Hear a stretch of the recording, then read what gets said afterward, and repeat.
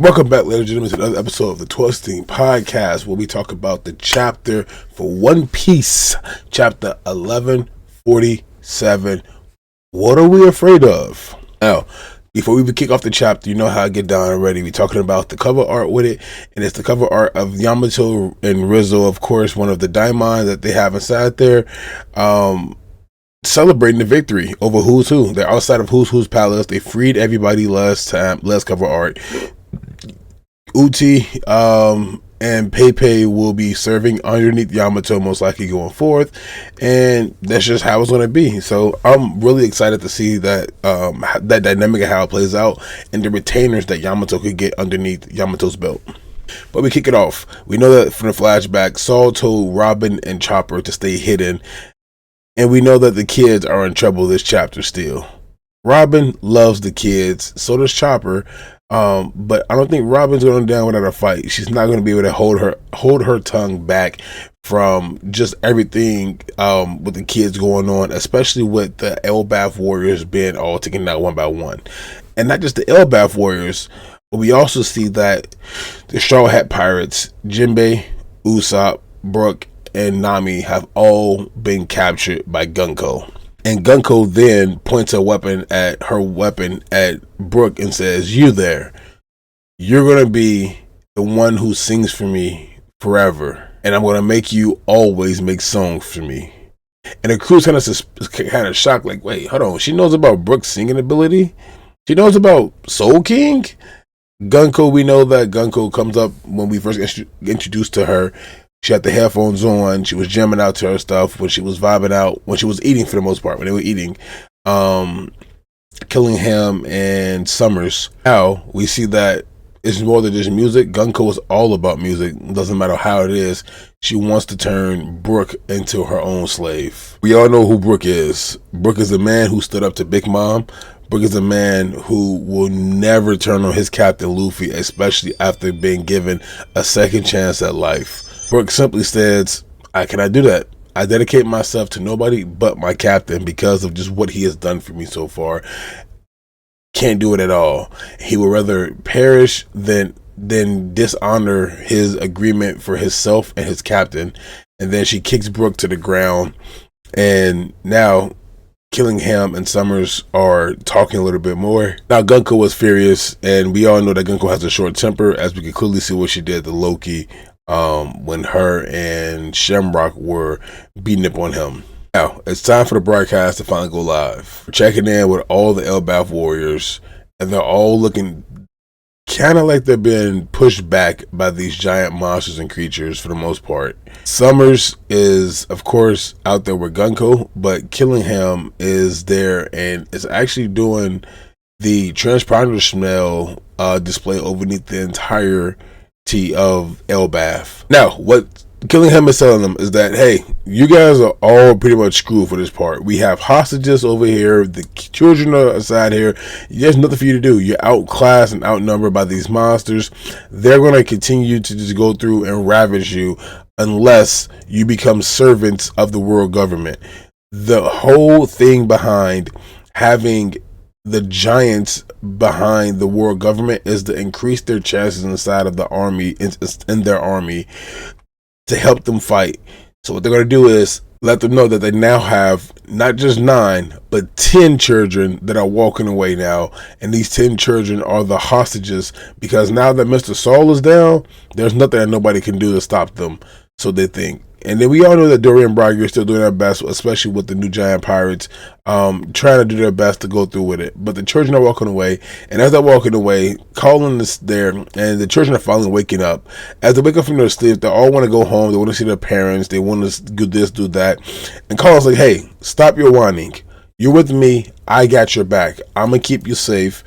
I am a warrior."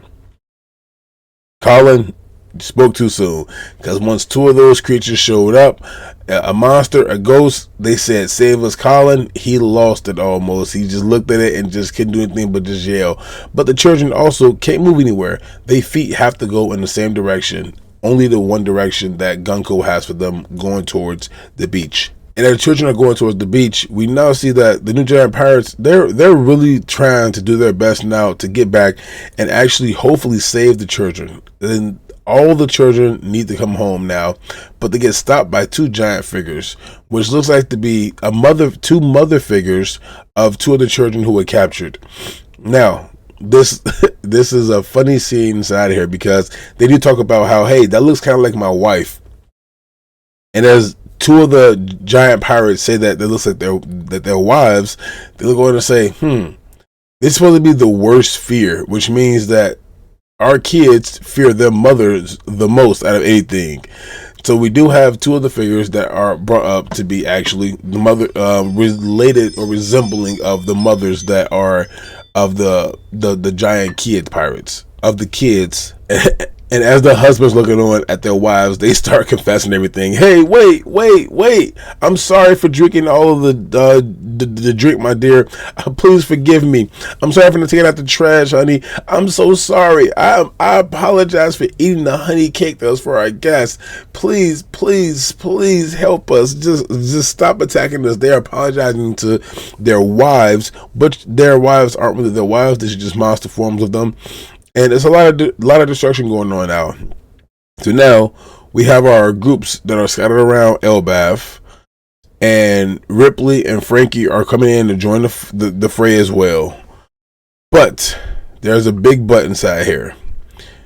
We still don't see King Jarrell has to make a decision.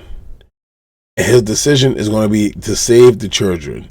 To save all of them. As they start listing off the names of the children, we see more of the pirates, the more of the giants getting upset because their kids involved inside of it, and they want to help and save their kids. And all the kids are sitting there just like, hey, where can we stop? They're looking on, they're wondering. One of them has no parents at all, but they're moving through for the most part as they're walking through. And now we know that Colin is there, and because Colin is there, we know that that's the son of Scopper Gabon and also Ripley, which means, Scopper, it's time for you to take yourself off the sidelines and put yourself into the front lines.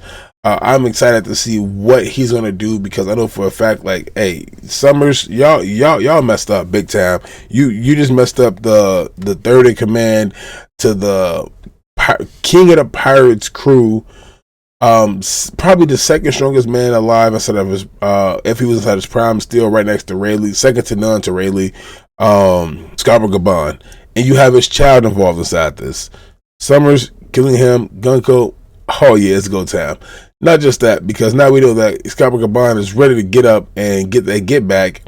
So is Nico Robin. She can't sit there forever on the sideline. We know how Robin gets down when children are involved.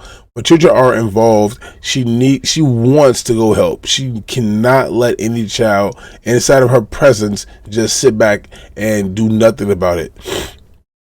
So it looks like that Scopper Gabon and Nico Robin are about to go crazy next chapter, and I'm all for it. At least start the beatdowns for it. You might see Scopper taking on, probably killing him, or and then probably Robin taking on Gunko to kind of take out the dream world together, as well as the arrows. So taking out both of them will stop the fruits. So then all we have to do is worry about the thorn guy himself, Summers, and then figure out how we can get the thorns off the children by beating him as well. So this is going to be very interesting. This was a good chapter for the most part, but they left off with, of course, Robin and Scopper Gabon getting ready for action, which means we're going to see that demon child do her thing to protect one of her favorite places inside the world, the place that holds her last remnants of her homeland, O'Hara.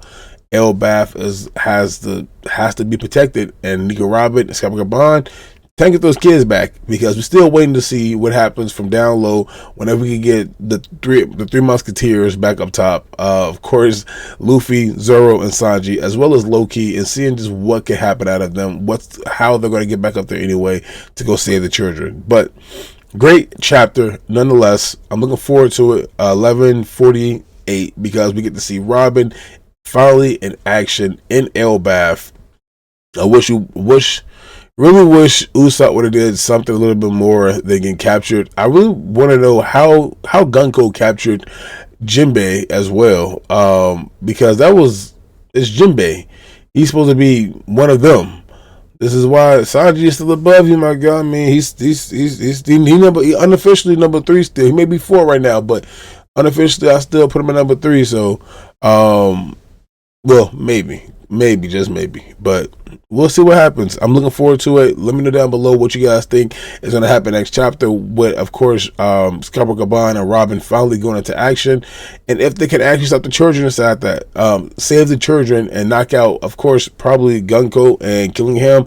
That way they can get rid of the dreams, the dream nightmares, and of course the arrows. That's the path, making the children not walk, making the children walk without wanting to walk. So let me know down below what you think, and then we go from there. This is 12 officially signing off.